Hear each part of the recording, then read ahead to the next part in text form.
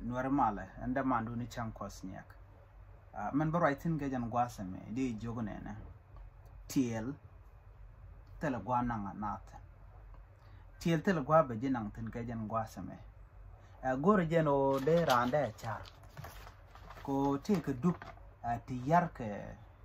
ta chiang kana jinmi lor she kam tiel kene nyirna donc te me chalet ke she mor ko gwa de dan be gor no jin be chol kane den kontin til logi di jognene la tiel chebe chono ji pin karwade be wuj be je chopin ko dong ti ko gwa mi chaji latin mi be dor be loktin ka jeno bu ngang ne tielan gwa so mo ne ti chi ke she mare ne ti chi ne gag ne ti chi ne tenen anamo a cheji bi nang niam be ngwanga be pen pinye nyok kon tiel la de ke lew ma la ya to ke jwa ko wujin bi bayde bi jo jek ka kora a chang bi pid bo chang ti ka kwak bo chi bi take peace of mind ching yedu a shebe long ogwa we take du ba take mi shiro da lot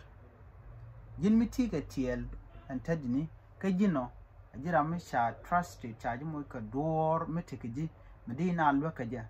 ka bi lo wole lo mi shiro da lot alo shi bi lo lo ne kun ana mo ba community be je yar ka be je yar bo na mo gor je gwan wo de char ka kwide mala gor ka lungo de rande mo gwa lat kenya o en generation en be biken dor biken jiktan no mi jina kwar ki jin ramate mi labot mi te kan wangan gwa dam bi gor no en boss du no mo ala mo gwa ka community kelu shui me gan ku chuje bi ya ko mala lokelung o jin mi ka gol ka bi ngot le de children lot gwa the wi yen bi gat ku bi kan bay de bi kan je gwa o jin bi let go bi kan lat ya chu don kel yana gat ku ya to go bi ya ga chu nywa kel anyok bi dor ndan ngon yam a chen chi ran mar ka duba ka gan wara be shum to go be ka je ka je tin go tin kon tin nong de tigde da on yam ka je ko kenen kon gor wi monitor la jin mi shi don ki je ramadi te ka mala gor ka jine yeto ta dana ci jal ka jere wa experience dana ni ci ngwani ci nen ka je gor ka je ka ji je la rana ti ka man tam chan go ni lat ba je ti je no jin ti ka experience gor ka je no jin tin ci jaltan ci te ti ci jaltan bi lar ba ju go rundang de ana mo ja ga je ko bijina rami ba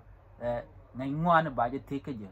be nyu do gwan o jin ci jal gwa do mo ka ci jal ka na me ngaji ka ti ka luang ko de na de ka bot ke ti ka luang ko de na de ka chum